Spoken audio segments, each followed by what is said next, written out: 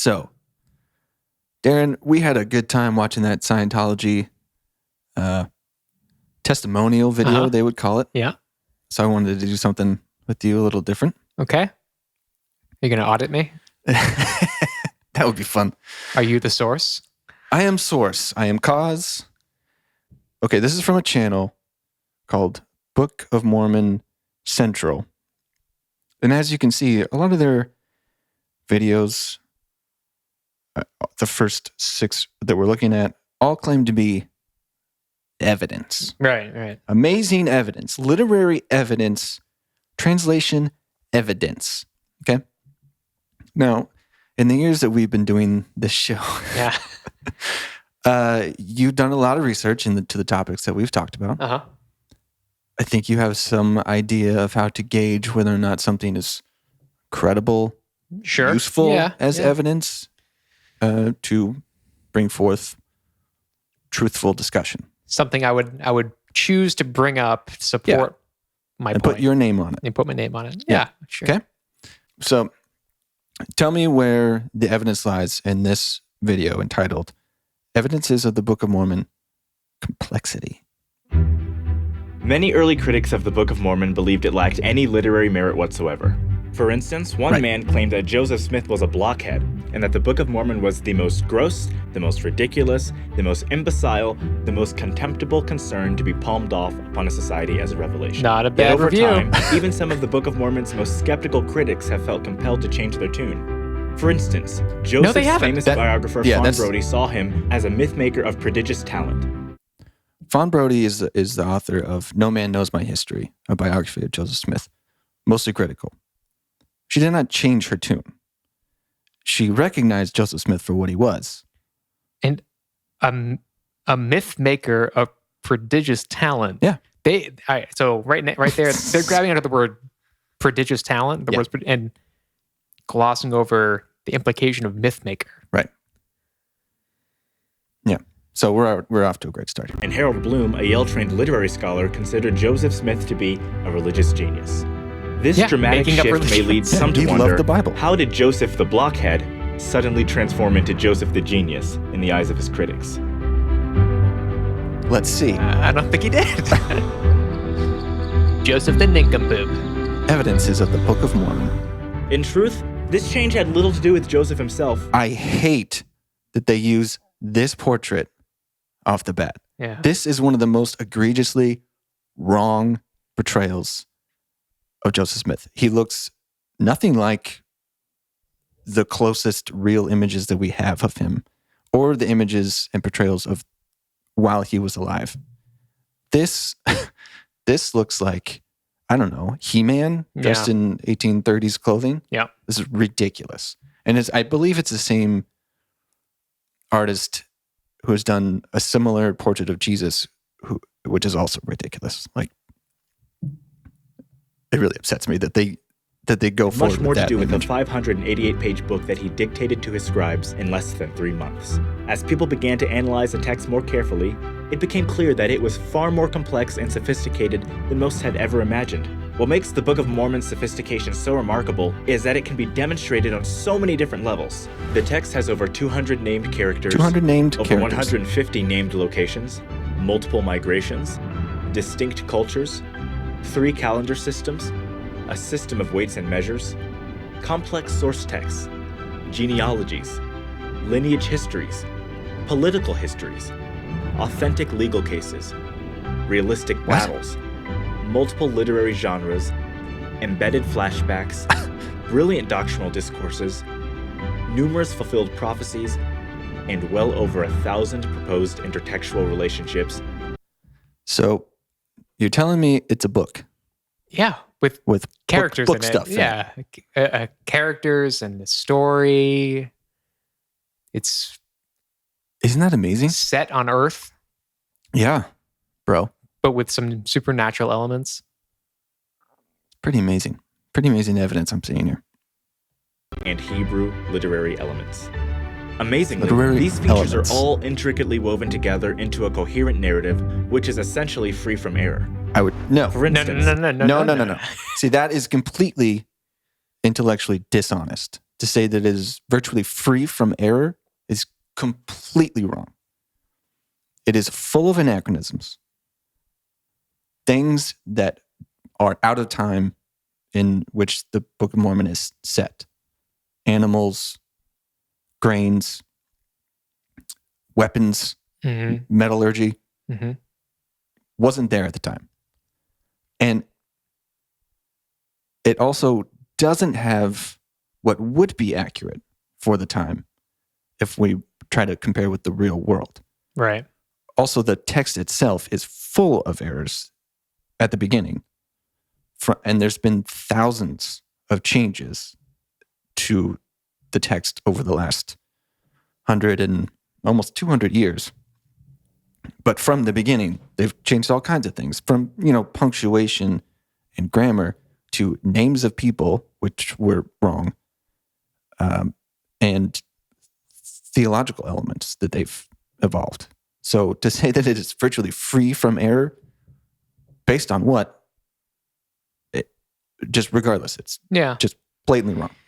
Yeah, I think, Mormons rely on faith claims that are beyond the scope of reality, just like a lot of people.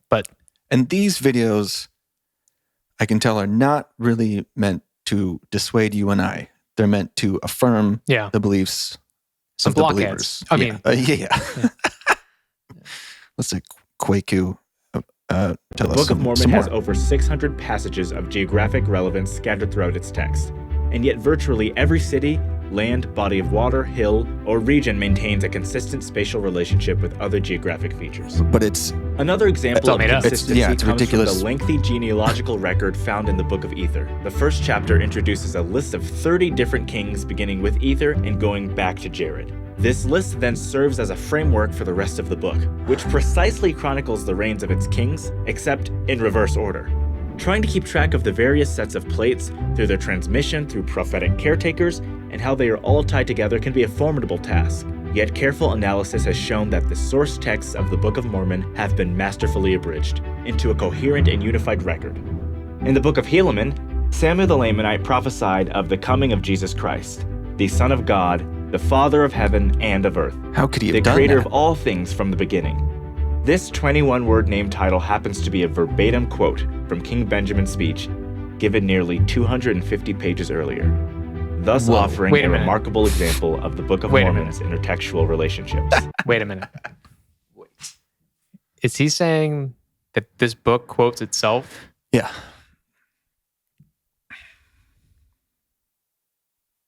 Like, as in, like, what would this guy say right now? Yeah. Let me just flip back and just copy. What did he say? So he's going off the basis that Joseph Smith, the claim is that Joseph Smith wrote it himself. It came out of his head, which for most critics of the book is not the argument. Nor is it that Joseph Smith was too stupid to do so. It's that Joseph Smith had sources that we can easily compare and in some cases verbatim map onto the book. Right. The Late War, the King James Version of the Bible, very specifically. I mean, some passages are word for word inside of it. The first book of Napoleon, which is a fairly recent, pretty good candidate for a source. View of the Hebrews. There's many of these things. And with help of scribes, people that he was conferring with, it's not likely that he would have come up with this on his own. But that's the narrative that they're going with. So it's either it's divine, it's an ancient record, or he made it up. Or compiled other stories that other people had written or that existed. Wouldn't be that difficult to compile this How many book. books do you think he would have had to have on the table in front of him? Like the Bible? Yeah, he was you could say he was a religious genius if you want to. He was a scholar of the Bible. He read it constantly, is the story. And I think that's pretty accurate. He could probably quote texts nearly verbatim from the Bible. And you can read in the Book of Mormon, Oliver Cowdery is writing his dictation of these quotes, and you can compare his dictation of that with what, other elements of the story. But it's clear that Joseph Smith is relating those passages, and it's Oliver Cowdery's way of writing it down that indicates he's not looking at the King James Version of the Bible. He's listening to Joseph speak it to him. I was just reading. I'm reading the Book of Mormon right now, the original 1830 edition. Don't you go changing on me now? No, don't worry. Back in. I think it's chapter 6 is pretty much all taken from Isaiah, and it says so. He's reading. Nephi is reading to his brothers, his family, from the plates of brass that they have, which contain the words of Moses, and it's all King James passages. Why would you need to do that? Anyway, I just want to point out that that's the stance that they're taking as far as countering against it, which, isn't working out very well. Chapter 17 through 27 in the Book of Alma actually contain a flashback within a flashback, allowing readers to view the destruction of Ammonihah from two different perspectives. Yet these separate narrative threads are expertly woven together and seamlessly converge back into the original storyline. In Alma 11, we find a developed system of weights and measures. Not only does it have parallels to ancient Mesopotamian and Egyptian systems, but its units of exchange are surprisingly practical. The Book of Mormon contains a number of uniquely developed doctrines, such as the plane of salvation, despite the fact that each prophet adapted these core doctrines to his people's various circumstances. It is clear that they shared a very nuanced and consistent set of related theological ideas. Perhaps most impressive of all are the Book of Mormon's variety and quantity of Hebraisms, or features typical of the ancient Hebrew literary tradition and culture. These Hebraisms are consistent with the text's claimed Israelite background, and many of them could be quite sophisticated. Or the Bible. For instance, the entire chapter of Alma 36 is a unified chiasm, which introduces 17 key concepts and then repeats them in reverse order. Another parallel structure called gradation repeats each successive concept to create a unity of ideas and build up to a climactic conclusion. At least 50 types of poetic, grammatical, or literary Hebraisms have been identified in the Book of Mormon. Many of them show up in the dozens, and some of them, like chiasmus, show up in the hundreds. This brief sampling can hardly convey the full depth and breadth of the Book of Mormon's literary device. It was used quite a bit in books of this time, such as the Late War. They tend to really push this idea that it could only be if this ancient record was written by Israelites that these literary forms could exist in this book, and it's not true. Yeah, it just seems like this guy's describing how a book's written. Right. That's pretty much. I think that's pretty much what we're going with here. I hope he's like an actor. No, I think I've showed you him before. He's part of the. It used to be called Three Mormons. Now it's called Saints Unscripted. Yeah. Some young apologists. Yeah. Trying to appeal to the millennial. Not audience. Confused about their sexuality. At all. 100% certain. Rock solid. But it's enough to demonstrate that the book is anything but ridiculous. It's anything as but many ridiculous. Early critics believed. Some have even compared the Book of Mormon with its immersive world and characters to popular fantasy novels such as J.R.R. Tolkien's Lord of the Rings. Sure have. Yet, to put things in perspective, Tolkien was an English professor who spent decades developing and revising the world of Middle-earth and the characters who inhabited it. In contrast, sold more copies of the Book of Mormon. Smith was an uneducated farmer who dictated the entire Book of Mormon in the presence of multiple witnesses, in no more than 74 working days, without any notes or reference materials, without any substantive revisions, and without relying on scribes to help him remember where he had left off after interruptions. No, that's not true. Uneducated, yes, but of similar education than Mark Twain, who called the Book of Mormon chloroform in print. Which is so great. Well, yeah. It says dictated without visibility. That is in reference to the Rock and the Hat here, which is, I applaud them for using the historical truth. But that if he was working with people who knew what he was doing and were helping him, the presence of witnesses, I don't understand how that negates anything. 74 working days from the time he started translating, that's fine, but he was talking about the story of ancient Israelites who were the Native Americans for years before that. He was talking about these golden plates that he was going to get for years. So it's not like he didn't have any story thought up to go with. No notes or references. I don't know about that. He would often go out for walks to like get his spiritual mojo going. Theorized that he could have had sources outside of the home if he was really trying to keep his sources hidden from people. Whether a genius or not, it seems highly improbable that anyone, even a trained literary scholar like Tolkien, could have created and then flawlessly juggled so many complex features under these conditions. It is not without flaw. Yet somehow, the young 22-year-old Joseph Smith accomplished it, without any prior literary experience to speak of. As LDS scholar Daniel Peterson has noted, the intricate structure and detailed complexity of the Book of Mormon seem far better explained as the work of several ancient writers using various written sources over the space of centuries than exploding suddenly from the mind of a barely educated manual laborer on the American frontier. For this reason, the Book of Mormon's complexity, consistency, and sophistication... Did he just use that as like a positive? Mm-hmm.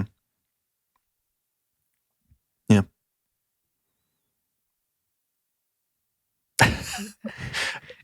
Wait. Wait. So you're saying that someone who's a fan is saying this doesn't seem possible? It seems like the work of multiple sources. That it would have to be from multiple authors, which if it's coming from multiple sources, that tracks. Yeah. Or if it's coming from... That I feel like that just lined up perfectly with my understanding of the Book of Mormon. That's also the argument that a guy wrote this based on other people's work. Yeah. Why would that prove that it's real? I don't know.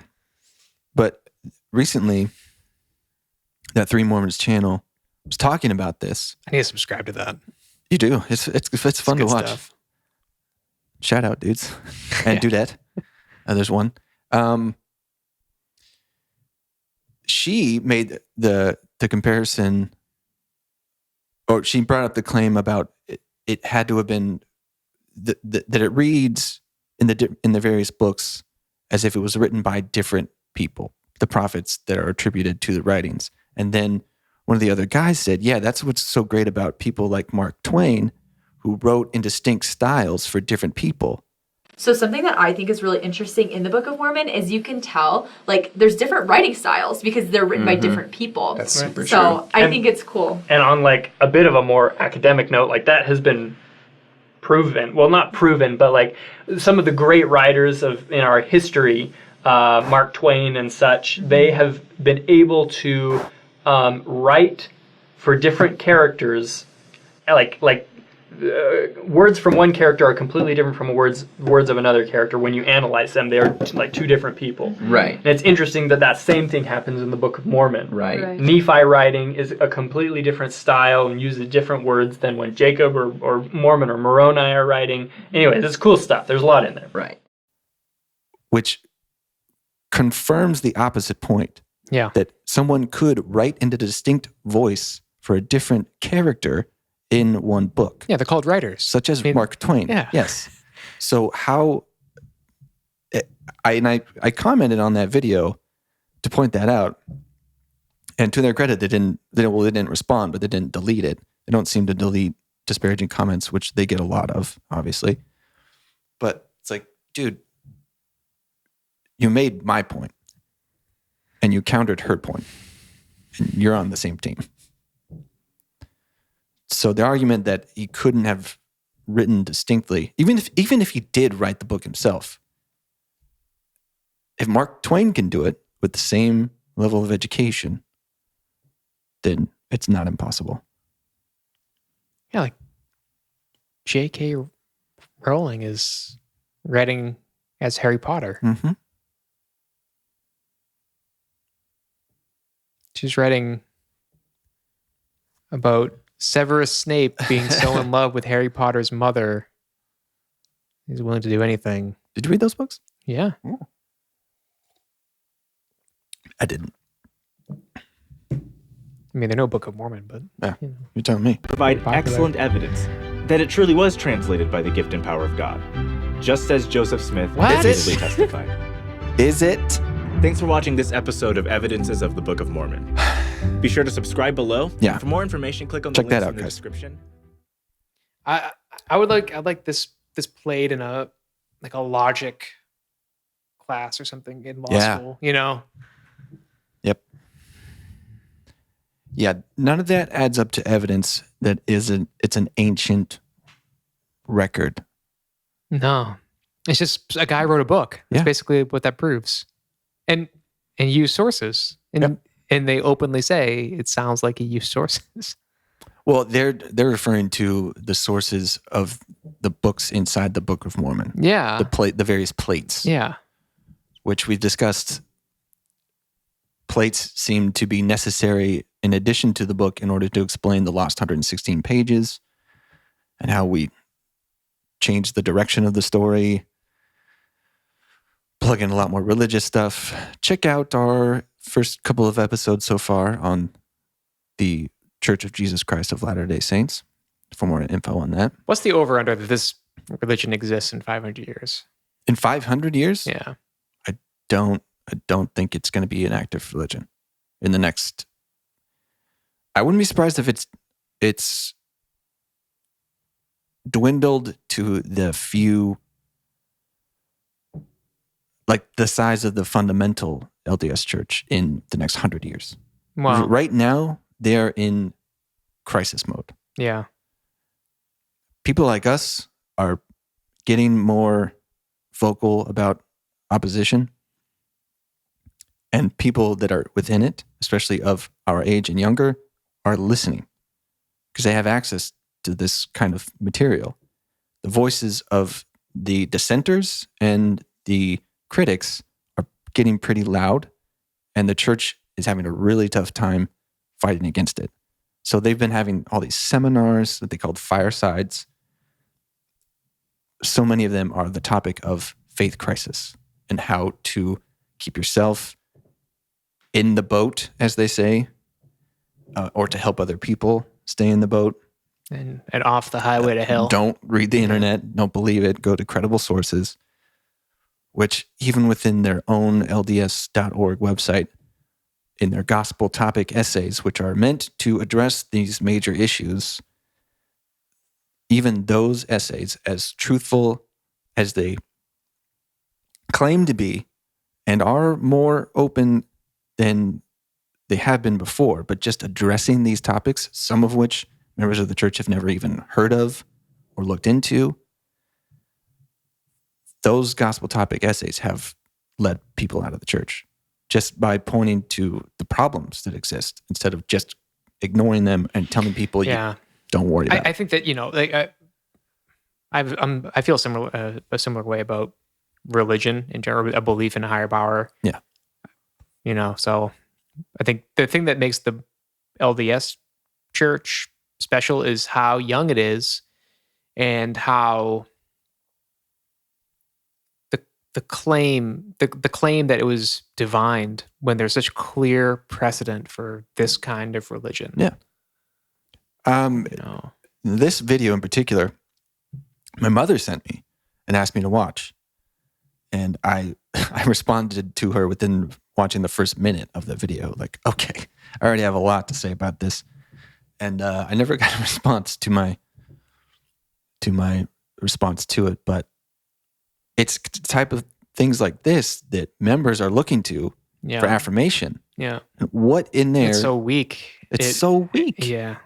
Like if you don't think about If that video was to affirm that Joseph Smith could craft a story, Yeah. Like, so you want to write a fantasy novel? Take notes. Mm-hmm. This is how you do it.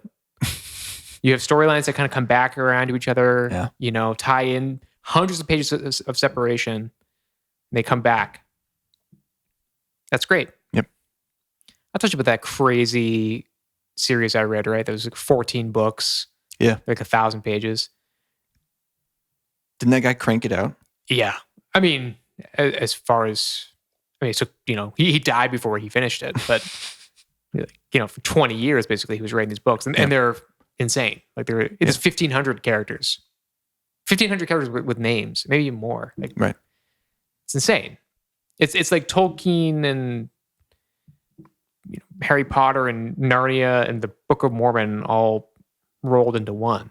Yeah. You know, it's like it's any one of those things just on steroids. And he would do things like same thing, like kind of come back around to something, but it would be books later. Yeah. To the point where you've read 4,000 pages in between the two things, and like I have no memory of. But then you kind of go, oh yeah, that was nice, tied back in. But there's like no mention of it for thousands of pages. Nice. It's a nice literary device. You know, it's a cool. Yeah. It kind of keeps you engaged, but again, also the claim that this is reality. That's the. Also, I mean, aside from that, he's trying to support the idea that it's not literary trash, that it's not a terribly written book, that it's sophisticated. Yeah. I'm reading this book. I would not call it sophisticated writing. Right. It's extremely repetitive. It's pretty boring. And I'm in the first part of it, which is generally accepted to be one of the best. The story of how Nephi and his family leave Jerusalem and travel to America. What we now know as America. It's supposed to get, there's large passages of like describing wars and lineages, and it gets pretty boring, and I'm not even there yet. Sophisticated, it's not. It's not unimpressive entirely. It's not without, you could, if you just didn't accept it to be scripture and read the book, especially at that time, yeah, but it wouldn't be unimpressive. It but still doesn't sound that good. No. Like, there's so much of it. There's so much of it that you don't even really hear in Sunday school. They keep referencing the same few passages and characters that they cherry support pick the good stuff. That support the idea of Christ coming to America and extra teachings, and then support that with the Bible. And that's what you get from the Book of Mormon in church. It's crazy how, I mean, it seems that it's been deliberately, you know, edited over the last 150 years to. And also just a lot of the ideas separated. Yeah. Let's stick with this meat, what we consider the real good stuff. And then that's just the jumping off point for this religion. I mean, the Pearl of Great Price, the Doctrine and Covenants, that's where the real... The Pearl of Great Price. I mean, yeah. Who could come up with that? But just the names, it's just like, oh, it's a fantasy novel? Like, just... Yeah. Instantly. Yeah. The Book of Mormon is just the beginning. If it was just that, there'd be enough to criticize. But what comes after that? What gets built on top of it? Again, the Book of Mormon is just a small piece of what... I remember hearing more from the Doctrine and Covenants, I think, in Sunday school than the Book of Mormon. The Doctrine of Covenants. Doctrine and Covenants. Doctrine and Covenants. Which is Joseph Smith's transcribed revelations from God directly to him. It's so unnecessary. Yeah. It's just so much work for nothing, you know. I mean, we're still talking about him. So it's for him, it wasn't for nothing. Yeah, but It's so much work for the parishioners now, though. Yeah. In order to convince themselves. If the church shut down and no one went, in 20 years, we'd be like, do you remember that goofy? Yeah. Like, man, even members of the LDS Church will identify Scientology as a cult, but they can't see themselves. That they don't see any reflection. Yeah, and again, I feel like Catholicism. Oh yeah, it's not just as bad though. That's the thing. It's like it's not just as bad. It's not just as bad. I think LDS is worse. I think it is. Yeah. I think it is because the claim is so insane that I think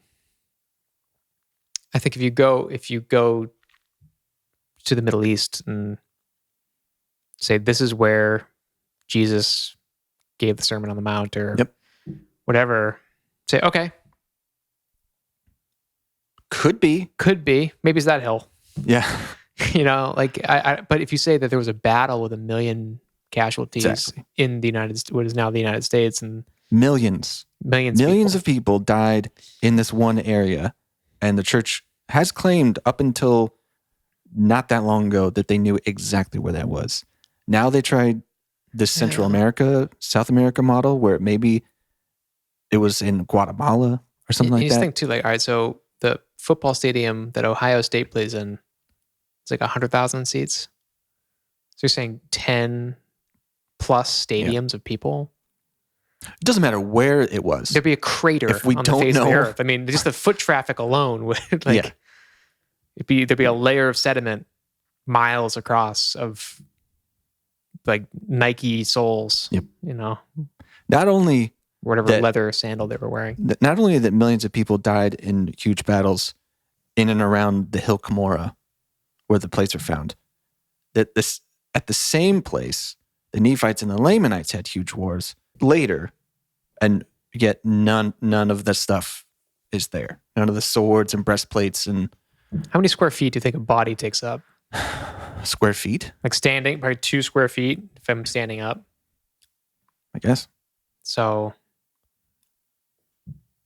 2 million square feet just standing. If you laid everyone down, it'd be like, what, 2 by 6, 12 square feet.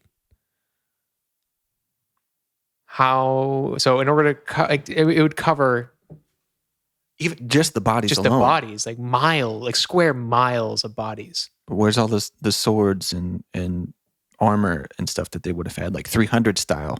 When you watch like depictions of these wars, it's like 300. Are they ripped? Oh yeah. All right. Dude. Greased up? Yeah. Yeah. You ever heard of the 2000 Stripling Warriors? Stripling? Yeah. That is a great name for a I club. know. Where do you work? Stripling?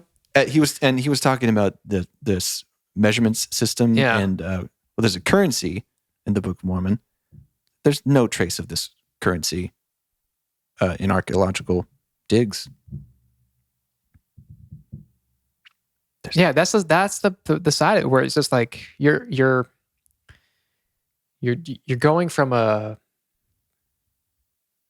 religious like faith claim that Jesus was the Son of God sent to earth to absolve the sin. Yeah, the literal Son of God. And that happened 2,000 years ago and somewhere in the Middle East. Mm-hmm. Now you're taking millions of people populating North America. There's battles. And white skin was turned dark, and then they were warring against each other, and then the dark ones won. And then they're the ancestors of the Native Americans, although they didn't have any of those swords and technologies when Columbus came. Will Smith and Tommy Lee Jones showed up and did the...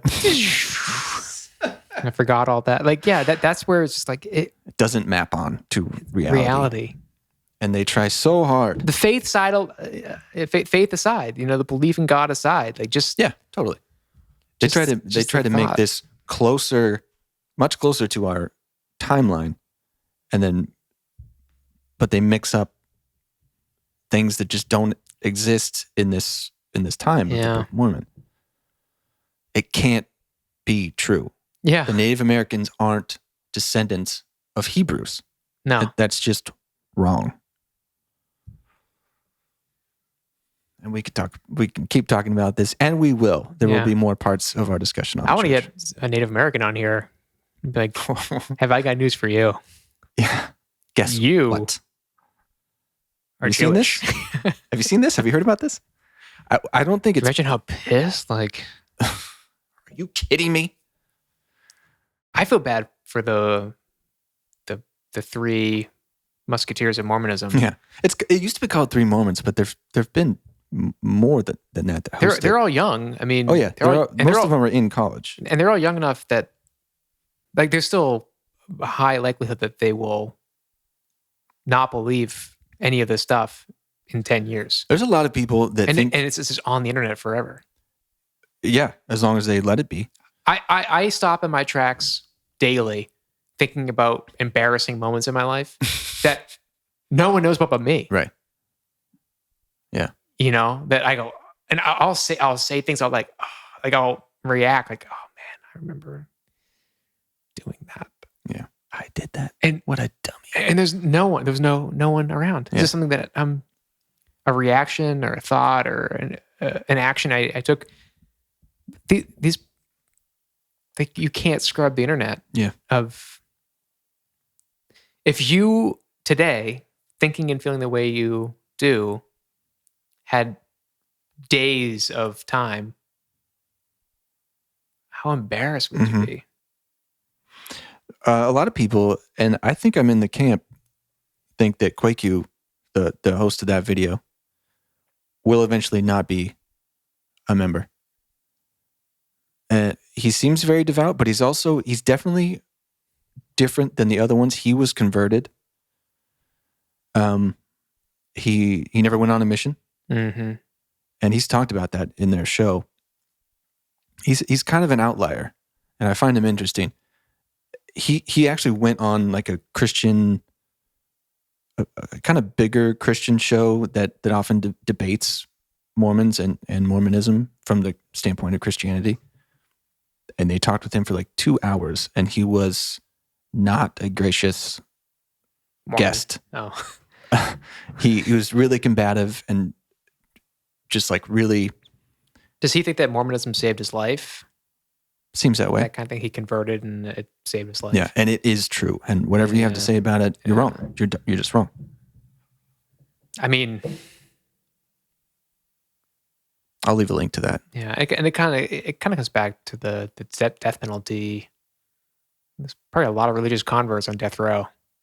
Oh yeah, you know what I mean? Like people that find God in the trying times, and then trying time, and saying there's no atheist in a foxhole. Yeah, I'm sure people who find themselves facing mortality and well aware of it are much more susceptible to that. Totally understandable too.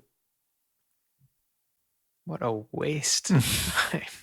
I will say, and I'll say it over and over again, I don't regret there's no point to it. Yeah. But I'm not upset that I was raised in the church. I'm grateful that it never really got a hold of me. It wasn't a part of your life, like, to the point where... I mean, it was, but it didn't control my mind. Yeah. Which it often... I mean, it certainly had a lot of influence with my relationship to my parents and family and whatnot. But it never really got me. And I just kind of like walked away. We wouldn't be friends. No, probably not like this. You know what I mean? If I was a true believer, no way. This never would have happened. Never. That's the thing, is that I don't have friends that cling to something like this that truly believe. I have friends and family that are religious. But if I said to someone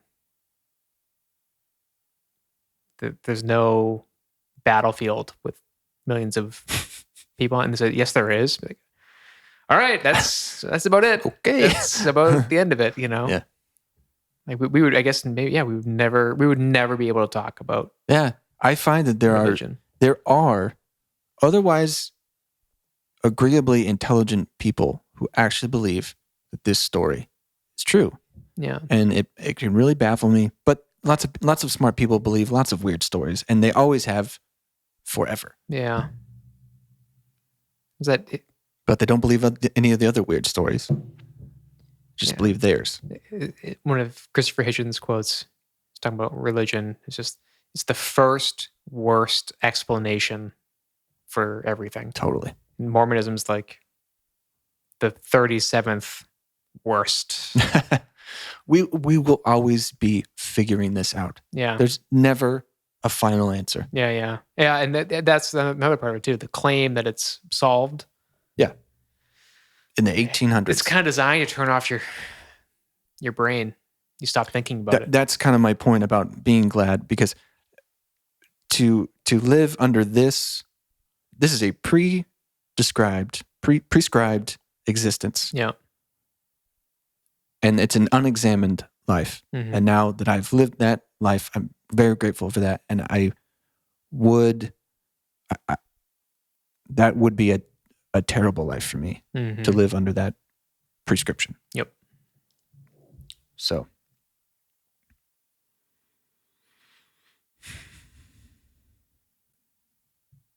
Man. It does bother me that they call it evidence. Yeah, it's kind of like show me the coins. Show me the. It's a loose understanding of the word evidence. Very. There's a lot of these videos that do the same thing. They spend 5 or 6 minutes kind of dancing around the logic, and then conclude. So it has to be an ancient record. Mm-hmm. In fact, it is an ancient record. Yeah. Wrong. I mean, you would not need to do much more to raise my eyebrows than bring me to a battlefield that was carbon dated. Yeah.